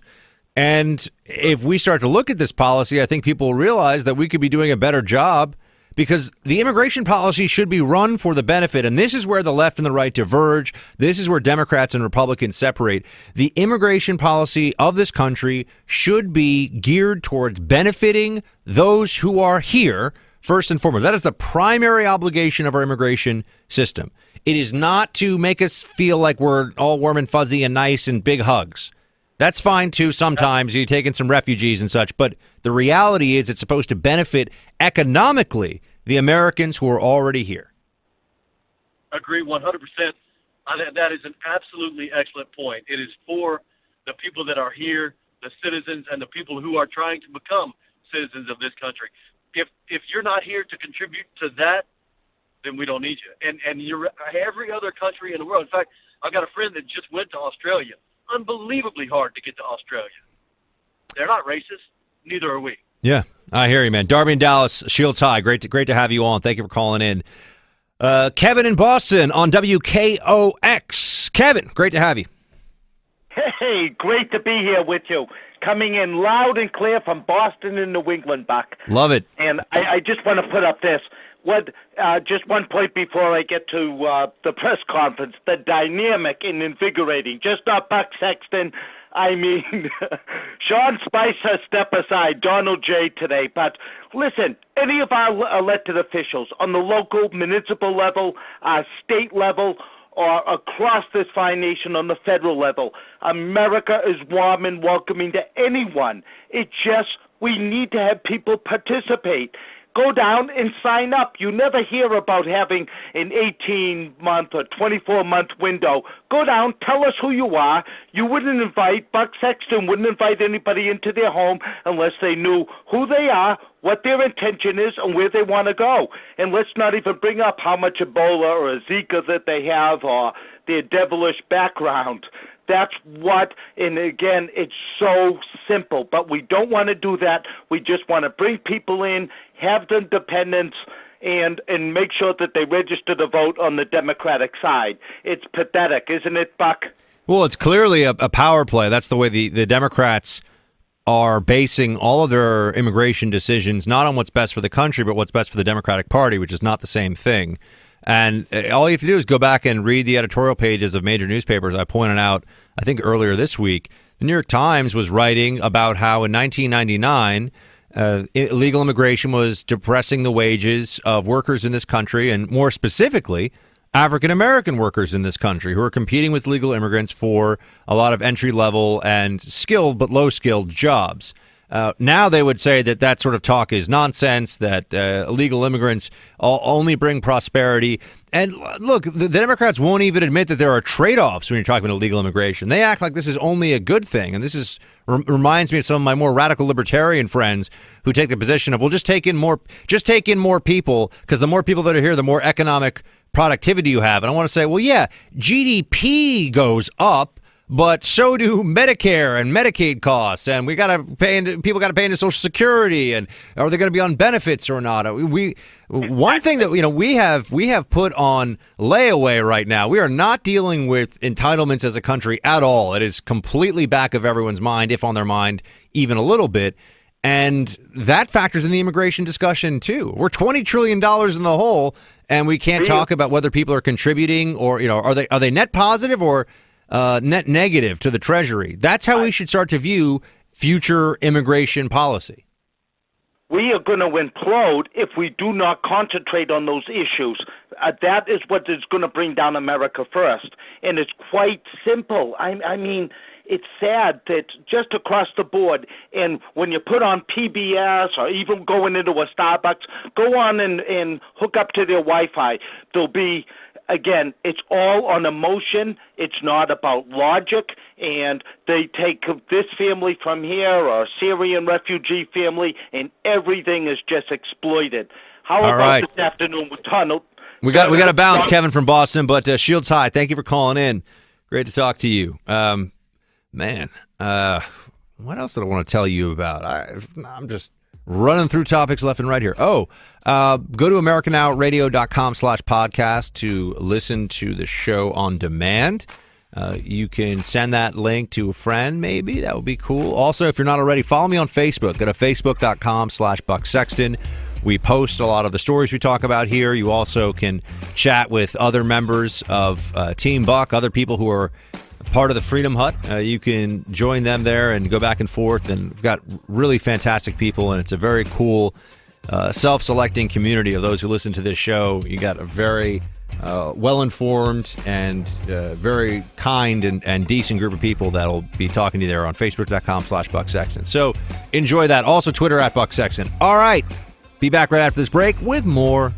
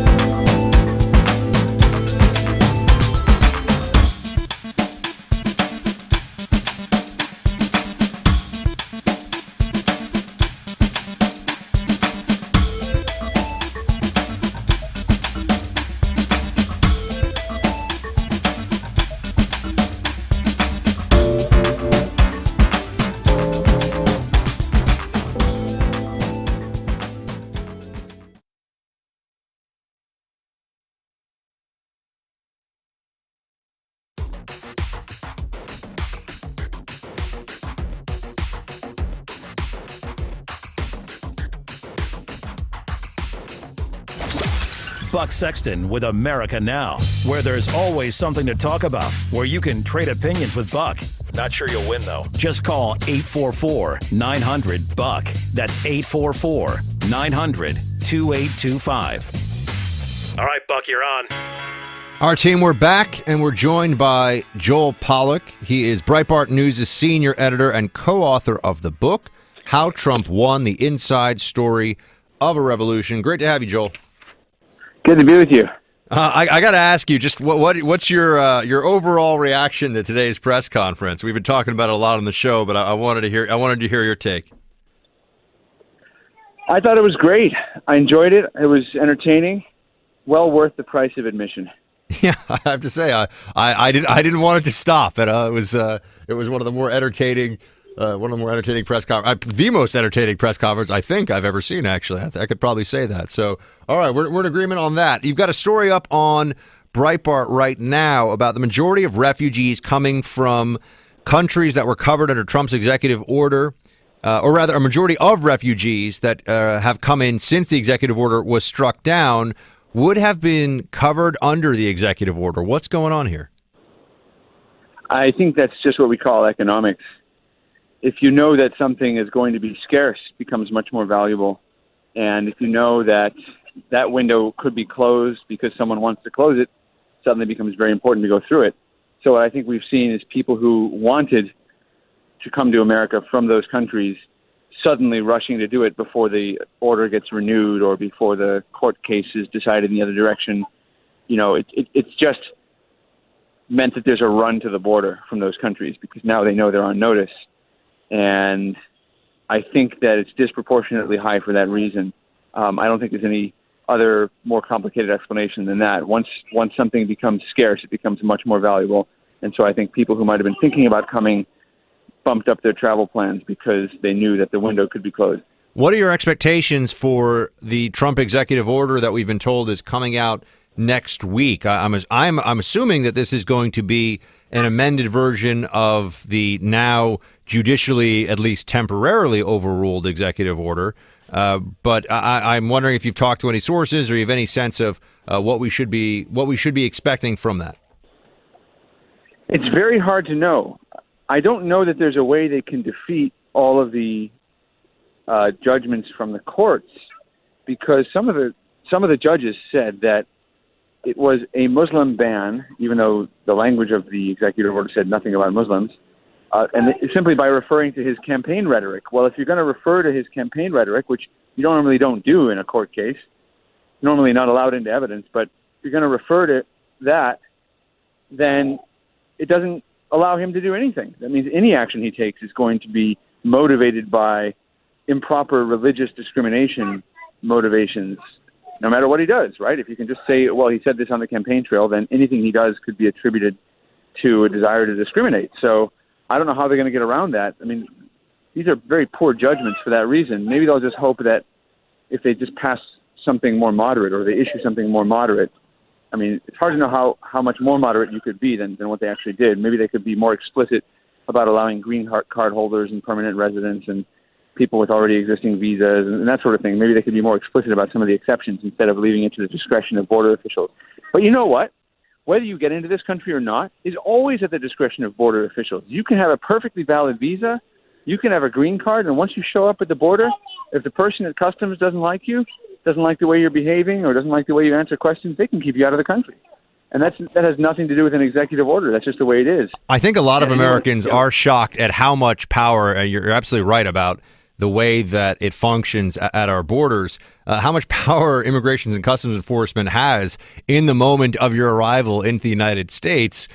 They can go through your personal effects. They can look through your laptop, your phone. They can do pretty much whatever they want to do in terms of search and seizure. They can break things that you have with you if they think you might be hiding something in it. You have very little recourse. That's just been the way it is for quite some time. But now you have the courts that have usurped the prerogative of the president as well as of the Congress. Trump's executive order was based on a congressional statute that says that the president may bar any class of illegal aliens he wants if he thinks that it's a national security concern. The judges have essentially said on matters of discretion put in the president's hand. We don't agree with the president's discretion, so it doesn't count anymore. This is nonsense. It is nonsense, and the arguments against the executive order were also nonsense. You can argue on the policy grounds, maybe it's not a good policy, maybe he should have done something else, but he certainly was within his legal and constitutional powers to do that. And I think rather than wait for the courts to work through it, given that he said he had to do this for national security reasons because he had information that only he could see that meant it was necessary for national security, I think based on that public argument, he's going ahead with a new order because it wouldn't make sense to delay something for national security based on when the courts can get around to it. So I think simply in terms of his past justifications of the policy, I think that it makes sense for him to issue something new, which is apparently what they've decided to do. But I think had we gone to the Supreme Court, you would have seen the lower courts either overruled or a very stinging dissent from a divided, possibly 4-4 divided Supreme Court. You would have seen a lot of the arguments that you've heard conservatives make. You would have had those made very, very stridently. Joel Pollack is Breitbart News senior editor and co-author of the book, How Trump Won, The Inside Story of a Revolution. Joel, really appreciate you calling in. Thank you. Thank you. All right, everybody, phones are open, 844-900-2825. We will be right back.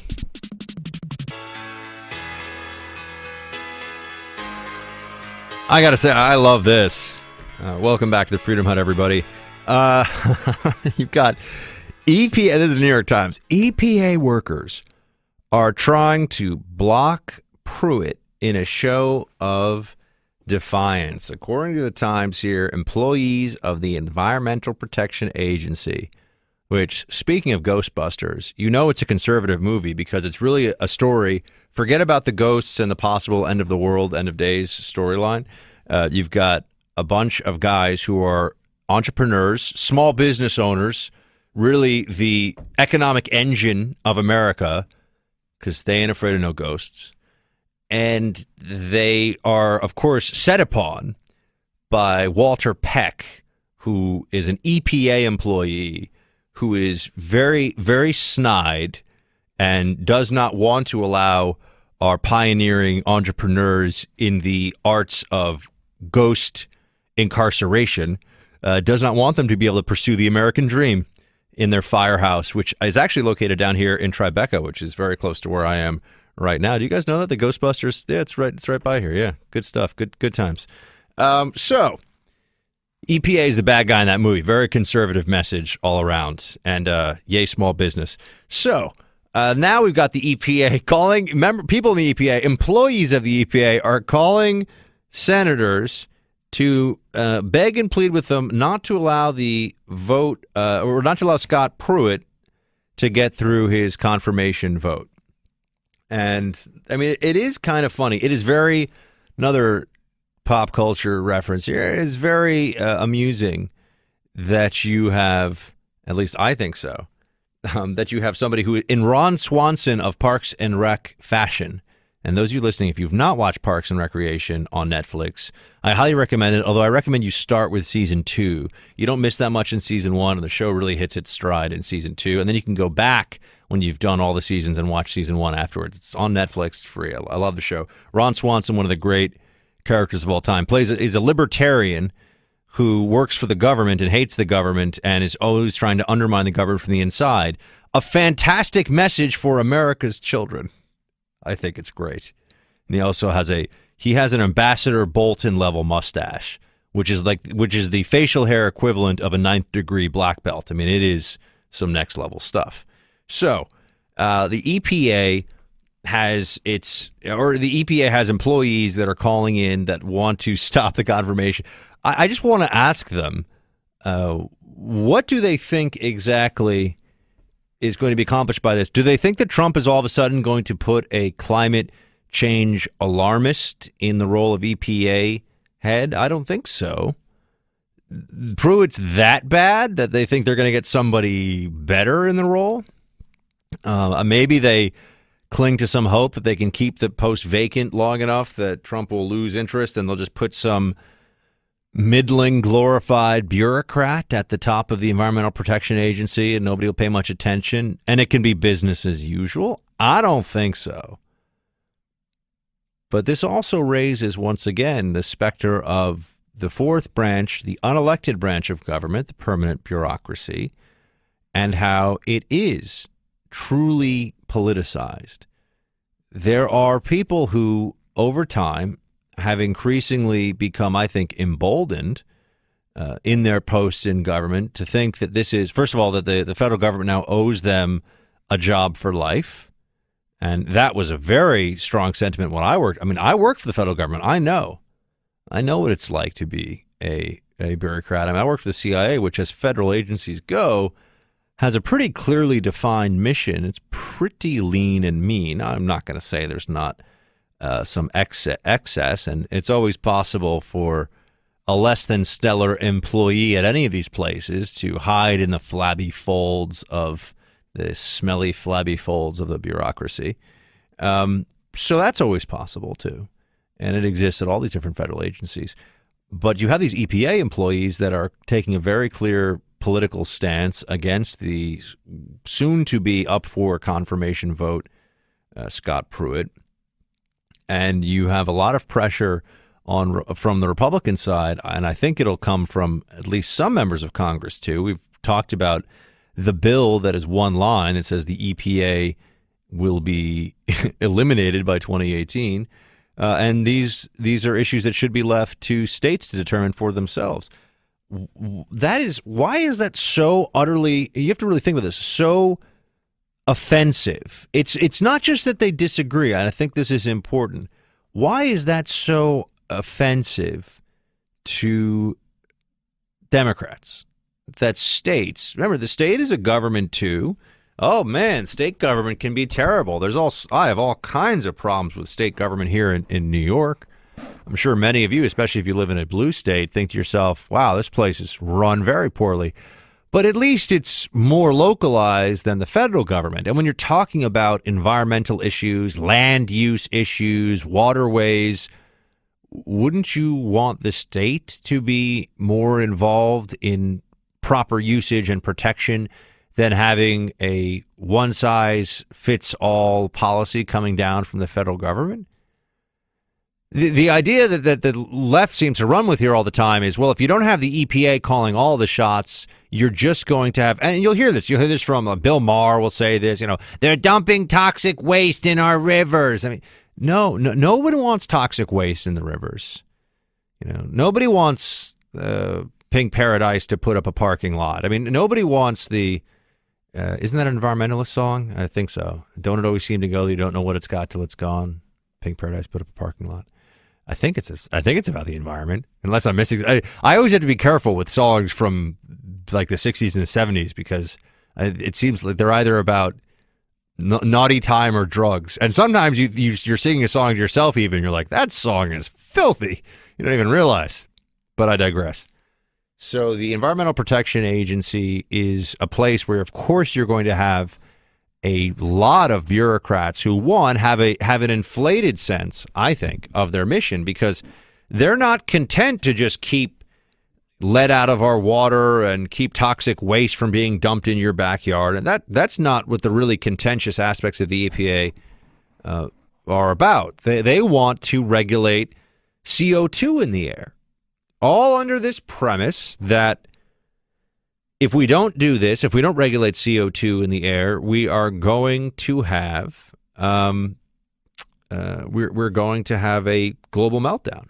I mean, these used to be all, of course, talked about as global warming, but now it's climate change. They started to go for a while with climate disruption, which I don't even know what that means. It's almost just like saying there's the weather and it changes. Well, what is a disrupted climate? If it's going to be disrupted, you would have to establish for me what would be the equivalent of, your body tries to maintain homeostasis. It tries to maintain a functioning balance. What is homeostasis or what is stasis even for the environment? I don't know. You know? You go back, you can find this yourself. Every time you have someone who goes on TV and tries to claim that weather is so much more dangerous now and so much worse, they don't have access or refuse to use the Google because there were terrible storms and all sorts of climate disruptions well before any of this happened. But anyway, back to the EPA and the Pruitt vote tomorrow.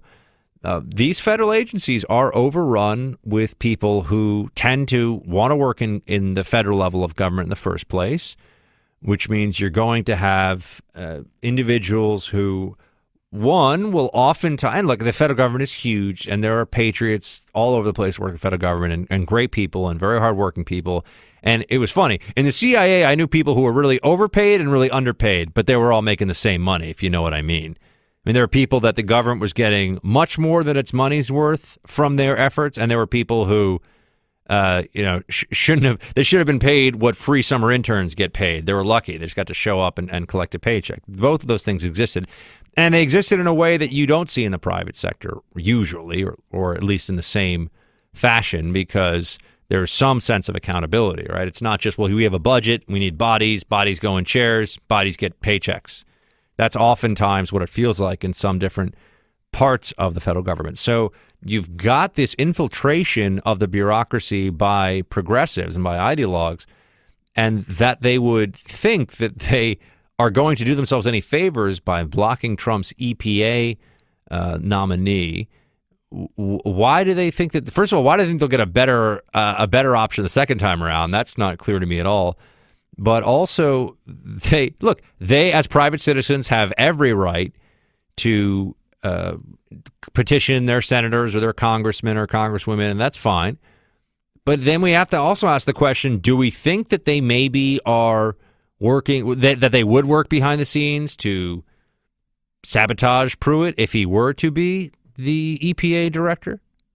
Do we think that they would just decide to comply? We've already seen with some of the other agencies that whether it's the Department of Justice or some rogue elements in the intel community, there are people who take it upon themselves to enact their own little private political war against the incoming administration, or now the newly formed administration. So EPA, you can just get a sense of it, given its mission and what it has been pushing so hard for and what it was doing. Remember, under the Obama administration, it was saying we can regulate air pollution and CO2, which CO2 is not pollution, but they pretend that it's a pollutant, between states, which gives them unlimited authority to meddle in all sorts of commercial enterprises. Those of you who are on hold, by the way, I'm sorry I didn't get to all the calls today. If you give us a ring tomorrow, we will get to you. We just had a ton of calls, and we had a lot of great guests, and I didn't get to all the topics even that I wanted. This is my way of saying, please do join tomorrow night, 6 to 9 Eastern, here in the Freedom Hut, because we're going to have a lot to talk about, and I feel like I never have enough time with all of you, and tonight is one of those nights. I've got another 3 hours of show in my head, and I've got about 10 seconds before I've got to bounce. So, Team Buck, thank you so much for joining me on Buck Sexton with America Now. Until next time, shields high.